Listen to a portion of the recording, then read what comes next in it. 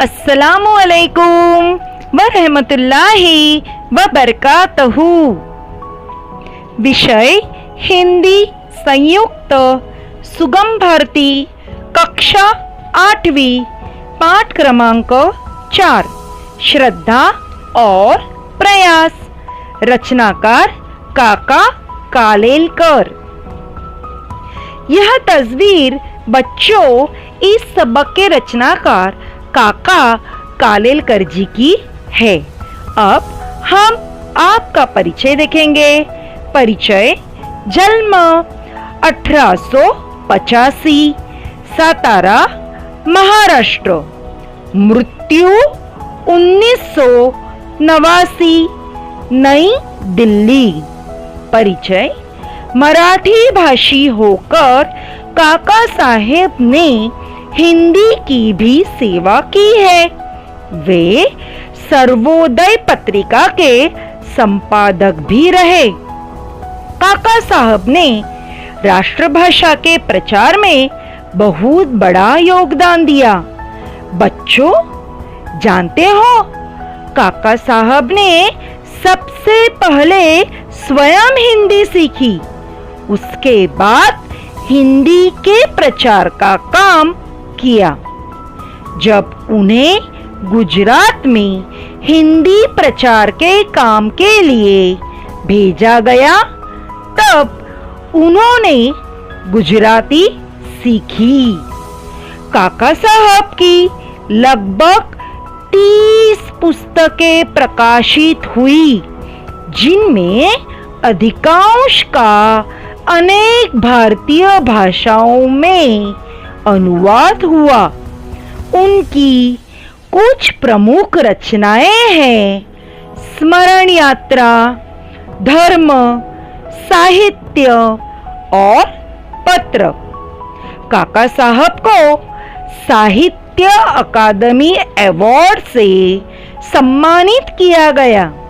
उन्हें साहित्य अकादमी फेलोशिप तथा 1964 में भारत सरकार द्वारा पद्म विभूषण की उपाधि से सम्मानित किया गया।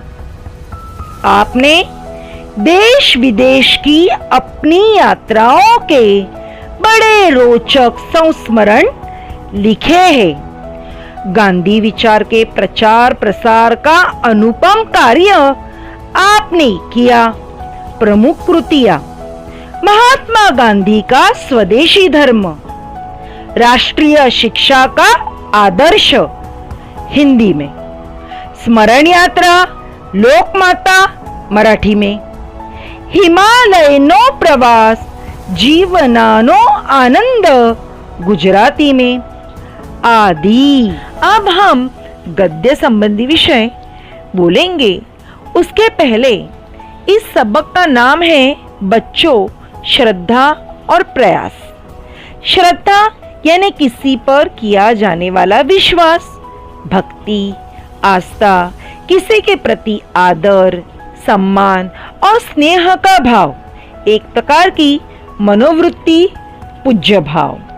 प्रयास का अर्थ है प्रयत्न, कोशिश, किसी नए अथवा कठिन काम को आरंभ करने के लिए किया जाने वाला उद्योग, मेहनत, परिश्रम।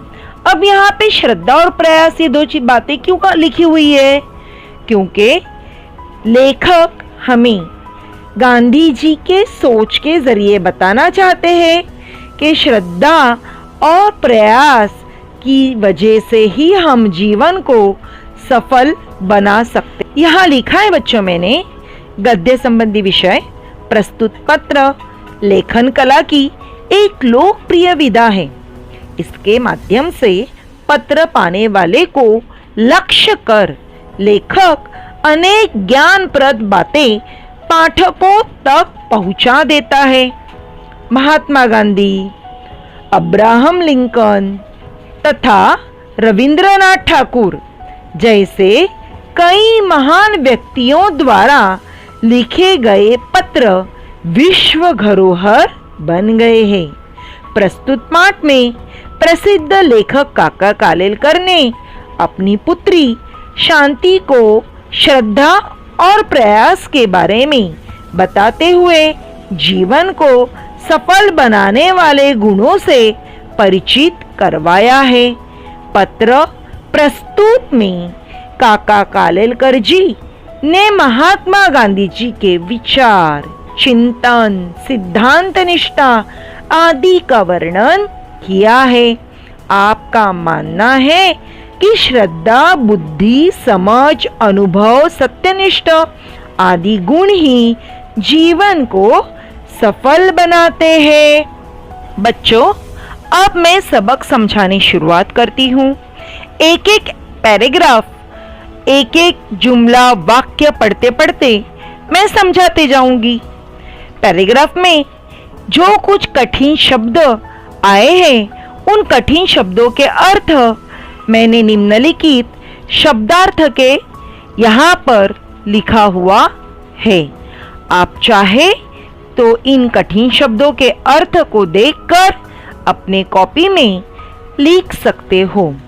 ची यानी चिरंजीव, यानी लंबी जिंदगी मिले। प्यारी पुत्री शांति। चिरंजीव या ची ये खत की शुरुआत को जब हम अपने से छोटे व्यक्ति को लिखते हैं तब लिखा जाता है। ये दुआ है कि आपको लंबी उम्र मिले। चिरंजीव। प्यारी पुत्री शांति। तारीख 21/12/67 का पत्र मिला। इसमें भी अपना कोई विचार, अनुभव या निर्णय नहीं है। यहाँ पे लेखक बोलते हैं कि इसमें कोई अलग तुम्हारा तजुर्बा या तो तुम्हारी अनुभूति या तो तुम्हारा एहसास या कोई फैसला इसमें नहीं है। एक ही विषय का उल्लेख है, जिक्र किया हुआ है सिर्फ एक विषय का। जो कुछ भी हम करें समझ बूझ कर करें, सोच समझ कर करें। यह नसीहत अच्छी है। नसीहत यानी उपदेश, शिक्षा, यह अच्छी है। पूज्य बापूजी भी कहते थे कि मनुष्य का जीवन कर्ममय तो होना चाहिए, यानी काम करते रहना चाहिए इंसान ने अपनी जिंदगी में, परंतु साथ साथ विचार भी हो, यानी सोच समझ कर काम करना चाहिए, बगैर सोचे समझे काम नहीं करना चाहिए। बापूजी के जर्मन ज्यू दोस्त, क्या नाम है उनका? कैलनबैंक, बापूजी से कहते थे। उनके दोस्त जो है वो बापूजी से यानी महात्मा गांधी जी से कहते थे, आपके हर एक काम के पीछे स्पष्ट विचार यानी साफ साफ ख्यालात, चिंतन यानी मनन करना, गौर करना, बार बार एक बात पे सोचना, और सिद्धांत यानी अपने उसूल या तो अपना पक्का इरादा, निष्ठा यानी अकीदा, श्रद्धा होती ही है। क्षण क्षण ऐसी नित्य जागरूकता देखकर, क्षण क्षण यानी पल पल, हर लम्हा ऐसी हमेशा की जागरूकता यानी सावधानता या आपकी होशियारी देखकर हम आश्चर्यजनिक होते हैं, आश्चर्यचकित होते हैं। आश्चर्यचकित ना अचंभे में पड़ जाते हैं, हैरतज़दा होते हैं। क्या आप इस तरीके से हर एक लम्हा कैसे क्या सावधान रहते हो, होशियार रहते हो, आपके ख्यालात, सोच साफ साफ स्पष्ट रहते हैं, और आप जो भी बोलते हो वो उसके बारे में पहले बहुत बार सोचते हो, मनन करते हो, गौर करते हो, और अपने उसूलों से निष्ठा, अकीदा रख कर बोलते हो, और इस बात का ताज्जुब होता है। ऐसा बापूजी के दोस्त जो जर्मन के जू दोस्त थे कैलनबैंक, वो बापूजी से ये कहते थे। शब्दार्थ: अनुभव, अनुभूति, तजुर्बा, निर्णय, फैसला, उल्लेख, वर्णन, जिक्र, नसीहत, शिक्षा, उपदेश। कर्ममय, काम में रत, स्पष्ट, साफ साफ, चिंतन, मनन, गौर करना, बार बार सोचना, सिद्धांत, उसूल, निश्चित मत, निष्ठा, श्रद्धा, अकीदा, क्षण, पल, लम्हा, जागरूकता, सावधानता, होशियारी, आश्चर्यचकित होना, अचंभे में पड़ जाना, हैरत होना। दूसरा प्रमाण पत्र गांधी जी को पंडित मदन मोहन मालवीय जी की ओर से मिला था। आपका फोटो, पंडित मदन मोहन मालवीय जी का फोटो तस्वीर मैंने बाजू में लगाई हुई है, आप बच्चों उसे देख सकते हो। वे बापूजी से कहते थे, अब यह अपने महात्मा गांधी जी से क्या कहते थे?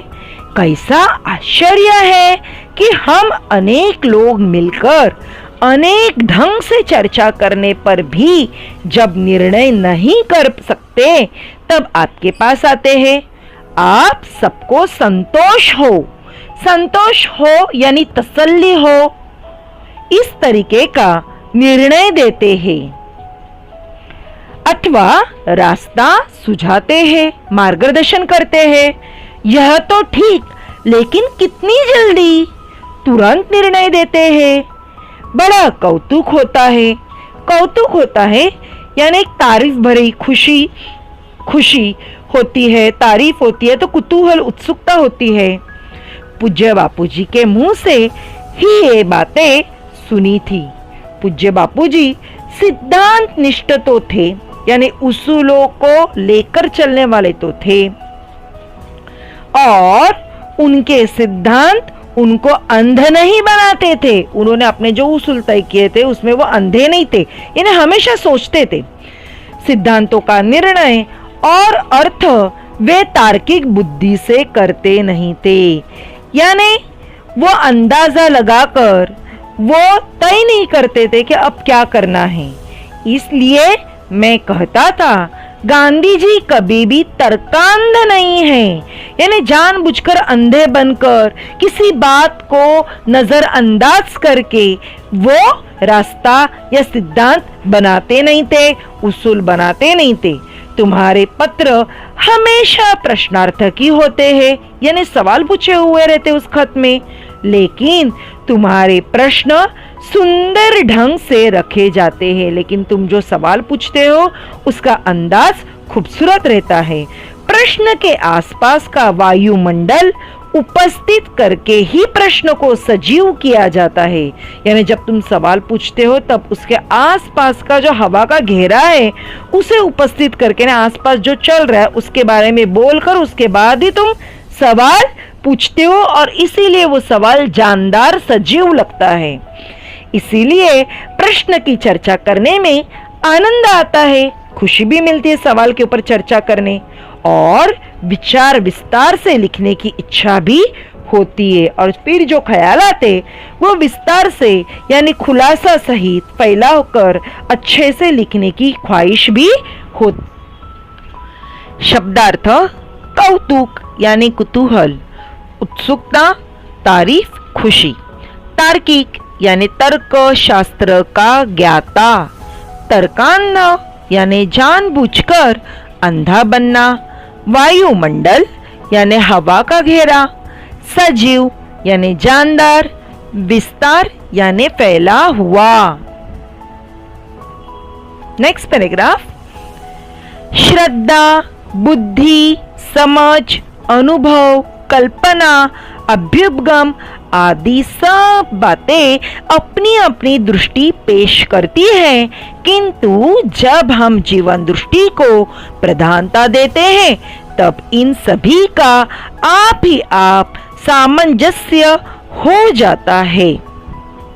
यहाँ पे ये सारे गुण बताए गए हैं। श्रद्धा यानी किसी का आदर करना, बुद्धि यानी सही गलत समझने का दिमाग, समझ यानी समझदार रहना, अनुभव यानी तजुर्बा, फिर तजुर्बा से हम सीख लेना, कल्पना यानी सोच, और अभ्युपगम यानी अच्छी बातें हम अपने आप में लाना, या तो अच्छी बातों के करीब जाना। ऐसे अलग अलग सब जो बातें हैं वो अपने नजरिया को पेश करती है, और जब हम जिंदगी को, जीवन देखने वाले नजर को, जिंदगी के नजरिए को अहमियत देते हैं तब इन सभी का आप ही आप मेल हो जाता है। हम जिंदगी जीते समय जो जिंदगी के पास नजरिया रखते हैं, उस नजरिए में हमारी श्रद्धा, बुद्धि, समझ, अनुभव, कल्पना, अभ्युपगम, ये सारी जो बातें हैं, वो सारी बातें यहाँ पर हमारी काम करती है और इसी वजह से हम समझदार होते हैं।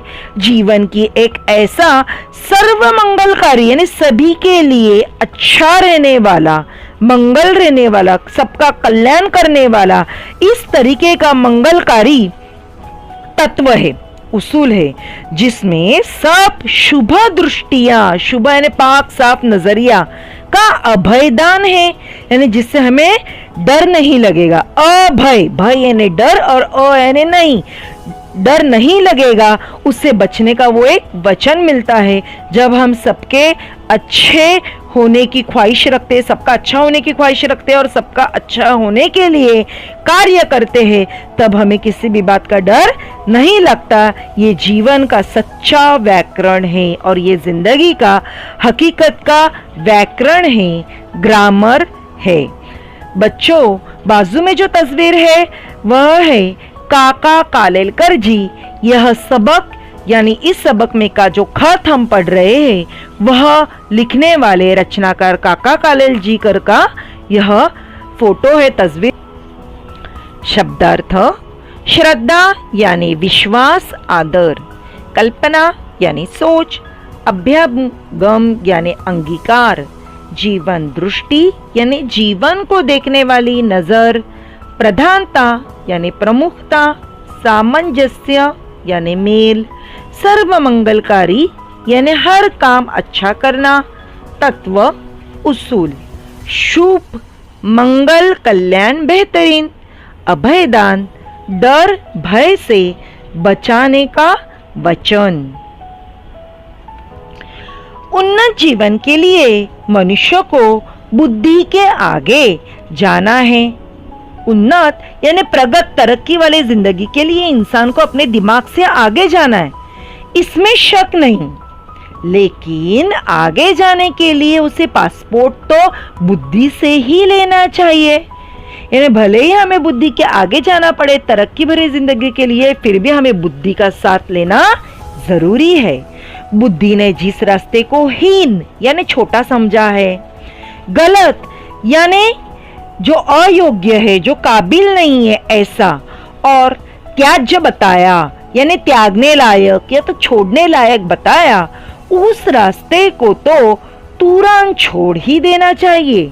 जब बुद्धि कहती है कि फलाने रास्ते जाने से लाभ है या हानि है, मैं जानती ही नहीं, क्योंकि मेरी पहुंच उस दिशा में, उस क्षेत्र में है नहीं, इसलिए मैं तुम्हें उस रास्ते को आजमाने की अनुमति देता हूँ।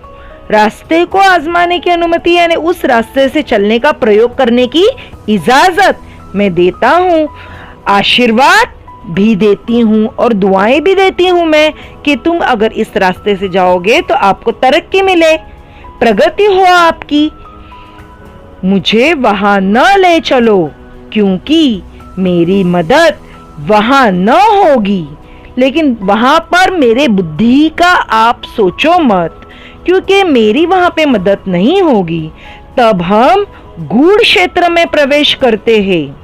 गूढ़ क्षेत्र में यानी रहस्यमय, ऐसे राजदार, ऐसे जो क्षेत्र है, जगह है, वहां पे हम प्रवेश करते हैं। यानी दिमाग को समझ में नहीं आता, बुद्धि को समझ में नहीं आता कि अब क्या है, कैसा है, या तो यहाँ पे कैसे होने वाला है।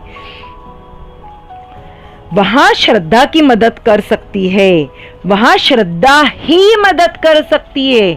श्रद्धा का मतलब बच्चों, मैंने आप लोग को पाठ के शुरुआत को ही समझाई थी, फिर एक बार याद दिलाती हूँ। श्रद्धा ने किसी पर किया जाने वाला विश्वास, भक्ति, आस्था, सम्मान, स्नेह का भाव, एक प्रकार की मनोवृत्ति, पूज्य भाव, यानी श्रद्धा।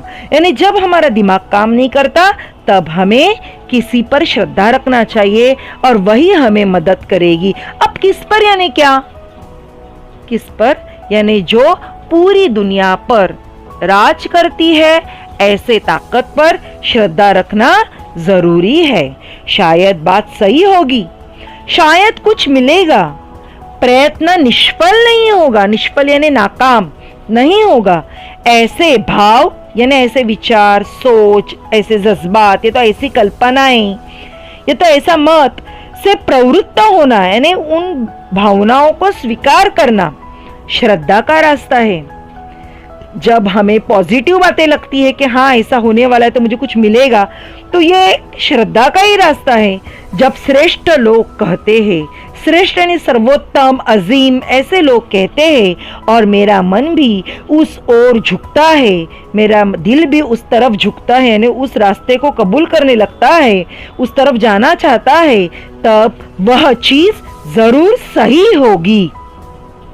ऐसा मानने की तरफ अनुकूल झुकाव यानी हितकारी, आपके भलाई के लिए सही है ऐसा झुकाव, यही है सच्ची श्रद्धा का रास्ता, यही है सच्चा श्रद्धा का रास्ता। अब हम यहाँ पे शब्दार्थ देखेंगे। उस बाजू में मैंने तस्वीर दी हूँ क्योंकि यहाँ पे बताया गया है कि हमें बुद्धि के आगे भी जाना पड़ेगा। तो बुद्धि के अंदर क्या है? मन, बुद्धि, बुद्धि तो है लेकिन बुद्धि के साथ अहंकार, चित्त, मन, ये सब है। जब बुद्धि के आगे जाएंगे तब हम क्या करेंगे?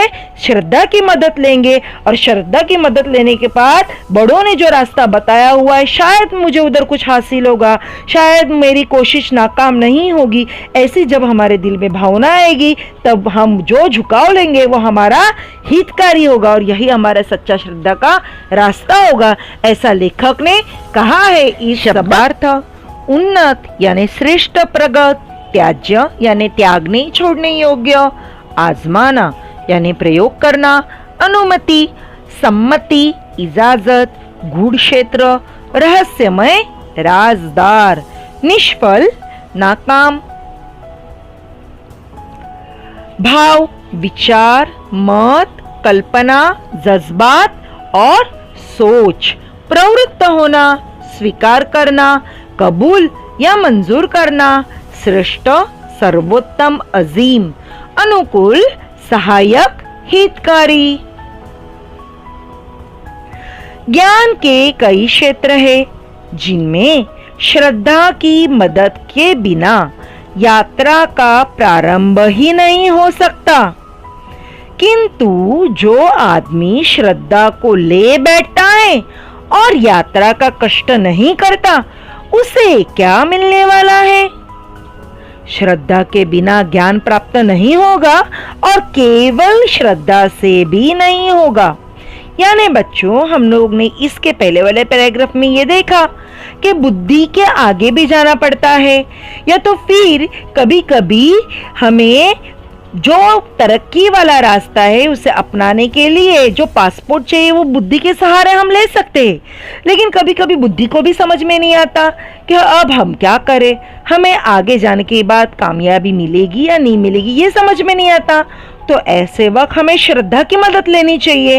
लेकिन श्रद्धा की मदद लेने के बाद जब हमें ऐसा लगेगा कि ये रास्ता सही है या तो हमें इसमें कुछ मिलेगा या तो हम कोशिश करेंगे तो नाकाम नहीं होंगे, तो ऐसी जब सोच हमारे दिल में आएगी तब वो जो श्रद्धा का रास्ता है वो सही होगा। साथ में हमें ये भी सोचना है कि जो अजीम लोग हैं, जो महान लोग हैं, उन्होंने जो बताया हुआ रास्ता है ये उससे मिलता जुलता है या नहीं, तो ही वो रास्ता हमारे लिए हितकारी होगा और यही हमारी श्रद्धा का सच्चा रास्ता भी होगा। लेकिन इस पैराग्राफ में लेखक ने कहा है कि सिर्फ श्रद्धा के ऊपर रहकर मतलब नहीं है, हम पूरी तरह से सिर्फ श्रद्धा में ही डूबे रहे और मेहनत ना करें, कष्ट ना करें तो हमें कुछ हासिल नहीं होगा। यानी हमें श्रद्धा के साथ साथ मेहनत भी करना जरूरी है, कष्ट भी करना जरूरी है। श्रद्धा के बिना ज्ञान प्राप्त नहीं होगा और केवल श्रद्धा से भी नहीं होगा। तो क्या चाहिए? चाहिए ज्ञान प्राप्ति के लिए प्रयत्न यानी कोशिश, प्रयत्न यानी कोशिश यानी बार बार वह काम करना, प्रयोग यानी प्रचलन प्रथा इस्तेमाल करना, और कसौटी यानी मापदंड कि ऐसे नहीं ऐसे, ऐसे नहीं ऐसे, इस तरीके से करने की तत्परता यानी हमें आतुरता रहनी चाहिए, फुर्ती रहनी चाहिए। ये प्रयोग तत्परता से सत्य परायणता से वही कर सकेगा जो निर्भय और प्राणवान है। यानी क्या, सत्य परायणता यानी क्या, सत्य पर दृढ़ता पूर्वक अड़िग रहना, यानी कितना भी हुआ तो भी सच्चाई पर ही मजबूती से डटे रहना। और ये कब करेंगे, जब वो इंसान निर्भय है, यानी वो बेखौफ है, वो निडर है, वो डरता नहीं है, और साथ में वो प्राणवान है, यानी जीवित है, सप्राण है, जानदार है। इसके लिए संयतेंद्रिय होना जरूरी है। संयतेंद्रिय यानी इंद्रियों को वश में रखने वाला इंसान जरूरी है, नफ्स पर काबू रखना जरूरी है। श्रद्धावान लभते ज्ञानम तत्परः संयतेंद्रिय, यानी श्रद्धावान इंसान को लाभ होता है, किसका, तो ज्ञान का। किस वजह से, तो उसके तत्पर रहने के वजह से और अपने नफ्स पर काबू रखने के वजह से। अब कहो तर्क, तर्क यानी अनुमान, बुद्धि यानी दिमाग, समझ यानी सही समझने की कला, श्रद्धा यानी यकीन भरोसा, कल्पना यानी सोच, और अभ्युमगम यानी इन सब बातों के करीब आना। इनमें कोई विरोध है नहीं, ये सब एक दूसरे से मिलना, एक दूसरे पे डिपेंड रहना, या तो इन सब के साथ आने से ही हमें कामयाबी मिल सकती, इस बात का हमें एहसास होता है। और इसीलिए मैंने यहाँ पे तस्वीर भी यही दी कि हम प्रगति की तरफ जा रहे हैं, कामयाबी की तरफ जा रहे हैं। लेकिन इसके लिए हमें क्या चाहिए, हमें सिर्फ श्रद्धावान नहीं रहना चाहिए या सिर्फ बुद्धि पर डिपेंड नहीं रहना चाहिए, तो साथ में तर्क, बुद्धि, समझ, श्रद्धा, कल्पना, अभ्युपगम, इन सब को साथ में लेकर साथ में हमें ज्ञान हासिल करना चाहिए। उसके लिए मेहनत करना जरूरी है, कोशिश करना जरूरी है। और ये कौन करता है, सच्चाई पे चलने वाला इंसान। और सच्चाई पे वही चल सकता है जो डरता नहीं और जो जानदार है, और जिसने अपने नफ्स पर काबू किया है, इंद्रियों को वश में रखा है। शब्दार्थ, प्रयोग यानी प्रचलन, प्रथा, इस्तेमाल, कसौटी यानी मापदंड, तत्परता यानी आतुरता, सत्य परायणता यानी सत्य पर दृढ़ता पूर्वक अड़िग रहना, निर्भय यानी निडर बेखौफ, प्राणवान यानी जीवित सप्राण जानदार, संयतेंद्रिय यानी इंद्रियों को वश में रखने वाला, नफ्स को काबू में रखने वाला, और तर्क यानी अनुमान। मनुष्य के अनुभव और साक्षात्कार भी एकांगी हो सकते हैं। साक्षात्कार यानी क्या, यानी जो सामने आया हुआ है, जो प्रकट हो गया है वो। और एकांगी यानी क्या, एक तरफा, जो इंसान अनुभव लेता है, तजुर्बा लेता है, उसे जो तजुर्बा आता है या अनुभव आता है वो एक तरफा भी हो सकता है। और वचन सत्य होते हुए भी सत्य को पूर्ण रूप से व्यक्त करने में असमर्थ भी हो सकते हैं। यानी भले ही उनको सत्य मालूम है, लेकिन वो सत्य बताने के लिए, व्यक्त करने के लिए वो असमर्थ भी हो सकता है, नाकाबिल भी हो सकता है, अयोग्य भी हो सकता है वो इंसान। इसीलिए धर्म ग्रंथों का, धर्म ग्रंथ यानी क्या, मजहब की किताबें, उनका, ऋषि वचनों का, ऋषि यानी क्या, ऋषि यानी साधु, संत, अच्छा इंसान, सज्जन इंसान, जो कभी किसी का बुरा नहीं चाहता, ऐसा इंसान, ऐसे इंसानों के वचनों का यानी वादों का। जैसे सज्जन इंसान कहता है, या तो संत इंसान कहता है, या तो अच्छा इंसान कहता है कि आप हमेशा सच कहो। जब आप सच्चाई पे चलोगे, सच कहोगे, तब आपको किसी को डरने की, किसी भी बात से डरने की जरूरत नहीं है। सज्जन इंसान कहता है कि आप कभी किसी का बुरा मत करो, क्योंकि अगर आपने किसी का बुरा किए तो आपका जरूर बुरा होगा, जो बोओगे वही फल पाओगे। तो इस तरीके से सज्जन लोगों के यानी ऋषि वचनों का और महाकाव्यों का, महाकाव्य यानी श्रेष्ठ वाक्य, सुभाषित यानी अच्छी बातें जिसमें लिखी हुई, इनका अर्थ समय समय पर व्यापक होता आया है। इनका जो अर्थ है वो समय समय पर यानी वक्त वक्त पर व्यापक होता है, यानी चारों ओर फैला हुआ। यानी जो पुराने जमाने में लिखी हुई मजहब की किताबें हैं, जो अलग अलग हदीसों की या तो फिर ऋषि मुनियों की या तो संत लोगों की, सज्जन लोगों की, जो वचन वाले वचन लिखे हुए, वादे लिखे हुए जो किताबें हैं वो, या तो जो महाकाव्य है वो, या तो जिसमें सुभाषित माला लिखी हुई है, श्रेष्ठ वाक्य लिखे हुए हैं, वो सारी किताबें हर जमाने में चलती है। हमें वो सारी किताबों में से जो सीख मिलती है वो हर जमाने में हमें उसका जो है अहमियत मिलते ही जाती है ना, हमें उसमें से हमेशा ज्ञान मिलते ही जाता है, हर जमाने में मिलते जाता है, हर कदम पे मिलता है। जब भी हम वो किताबें खोलेंगे मजहब की, तब हमें पता चलेगा कि कौन से मुश्किलात में हमने कैसे रहना चाहिए। यानी ये जो ज्ञान है वो चारों तरफ फैला हुआ है, हर जमाने में काम आने वाला है। तो अंतिम सत्य अर्थात परम सत्य समझने में भी क्रम विकास पाया जाता है, और इसीलिए असली सच्चाई समझने के लिए भी क्रम विकास, यानी ये एक तरक्की की सीढ़ी है, तरतीब है, ऐसा देखा जाता है। जहां अतिश्रद्धा यानी बहुत ही ज्यादा अकीदा है, वहां गुरु के वचनों का व्यापक अर्थ करते भी शिष्य डरता है। वहां पे जब गुरु अपने वचन बताते हैं, अपने वादे बताते हैं या तो अपनी अच्छी बातें बताते हैं, तब उसका अर्थ निकालने के लिए शिष्य डरता है। कभी कभी गुरु लोग शिष्यों की ओर से अति श्रद्धा की भी अपेक्षा रखते हैं। कभी कभी गुरु यानी इल्म देने वाला, ज्ञान देने वाला, वो कभी कभी अपने जो शिष्य है, छात्र है, उनसे ज्यादा उन्होंने श्रद्धा रखनी चाहिए, भरोसा रखना चाहिए, भक्ति रखनी चाहिए, आस्था रखनी चाहिए, ऐसी वो अपेक्षा यानी उम्मीद रखते हैं, आस रखते हैं। ऐसे लोगों ने ही सिद्धांत चलाया है, श्रद्धा रखो तो बेड़ा पार है, उद्धार हो ही जाएगा। जो ज्यादा श्रद्धा रखते हैं वही लोग ये कहते हैं कि आप श्रद्धा रखोगे तो ही बेड़ा पार है, उद्धार हो ही जाएगा। इसमें अलबुद्धि आती है। अलबुद्धि यानी कम बुद्धि। देखो, अल का मतलब है और अधिक नहीं बुद्धि, या तो इससे ज्यादा नहीं बुद्धि, यानी कम बुद्धि आती है, जो प्रगति के लिए मारक है। जब अति श्रद्धा में इंसान डूब जाता है तब वो दिमाग से सोचने का छोड़ देता है। तो इसलिए अति श्रद्धा नहीं रहनी चाहिए, श्रद्धा रहनी चाहिए। अगर अति श्रद्धा रही तो वो अति श्रद्धा धर्मांध भी हो सकती है,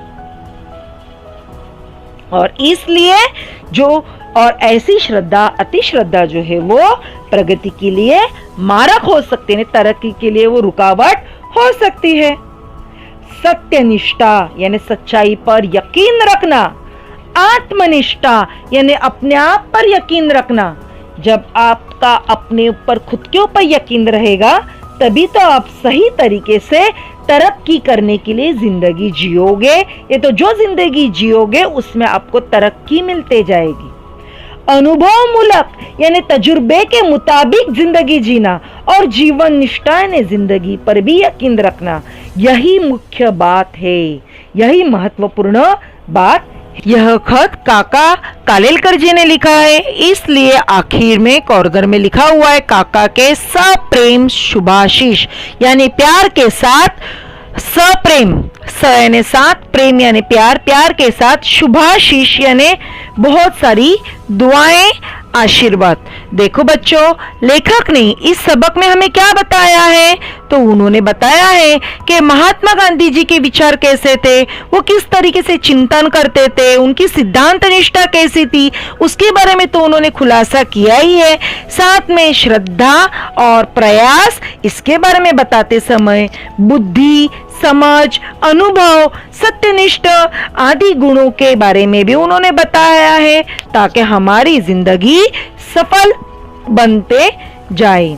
शब्दार्थ, साक्षात्कार यानी सामने आना, प्रकट होना, एकांगी यानी एक तरफा, असमर्थ यानी नाकाबिल, अयोग्य, धर्म ग्रंथ यानी धार्मिक ग्रंथ, वचन यानी वादा, महाकाव्य यानी श्रेष्ठ वाक्य, सुभाषित, व्यापक यानी चारों ओर फैला हुआ, परम सत्य, असली सच्चाई, अति श्रद्धा, बहुत ज्यादा अकीदा, अपेक्षा, आशा, उम्मीद, अल और अधिक नहीं, इससे ज्यादा नहीं, सत्यनिष्ठा, सच्चाई पर यकीन, अनुभव मूलक तजुर्बे के मुतालिक, जीवन निष्ठा, जिंदगी पर यकीन, मुख्य, महत्वपूर्ण, अहम, शुभाशीष, दुआ, आशीर्वाद।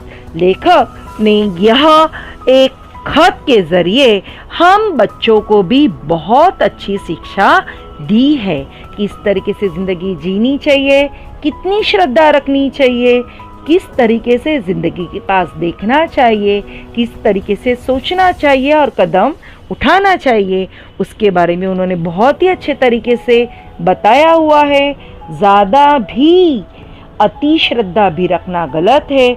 जैसे मुझे सब कुछ मिलेगा, मैं घर पे ही बैठती हूँ, ऐसा कहा गया, या तो मैं घर पे ही बैठूंगा लेकिन मुझे खाने के लिए सब कुछ मिलेगा, तो ये गलत है। जब तक आप मेहनत नहीं करोगे, जब तक मेहनत करने के लिए आप घर से बाहर नहीं निकलोगे, तब तक आपको खाने के लिए पैसे नहीं मिलेंगे, या तो चीज़ें खरीदने के लिए पैसे नहीं मिलेंगे। यानी आपको मेहनत करना ज़रूरी है। और ये मेहनत कैसी करनी है, तो सच्चाई पर यकीन रखकर मेहनत करनी है। साथ में धार्मिक ग्रंथों के बारे में भी बताया है कि धार्मिक ग्रंथों का अर्थ समझ लो, क्योंकि वो चारों ओर हमेशा फैला हुआ है, वो हर एक ज़माने में काम आएगा, ऐसा धार्मिक ग्रंथ है, तो इसलिए उसका अर्थ समझना ज़रूरी है। साथ में इसमें यह भी बताया कि नफ्स को काबू में रखो, वही इंसान कामयाब होगा, ये भी बताया हुआ है। तो इस सबक में बहुत सारी बातें बताई है जिससे हम हमारी ज़िंदगी कामयाबी से जी सकते हैं, इस दुनिया में भी और आखिरत में भी। और इसलिए बच्चों, मुझे तो ये सबक बहुत अच्छा लगा। कहते हैं ना कि आप अभी कच्चे मिट्टी के हो, आपको पक्का बनाने का काम ये किताबें और टीचर्स करते हैं। तो ज़रूर आप इस सबक से बहुत कुछ सीखोगे और अपने रहन सहन में बदलाव लाओगे। सोच समझकर हमेशा अपना कदम उठाओगे ताकि वो गलत ना हो। बच्चों, इस तरीके से हमारा यह पूरा सबक समझकर हो गया, खत्म हो गया। धन्यवाद।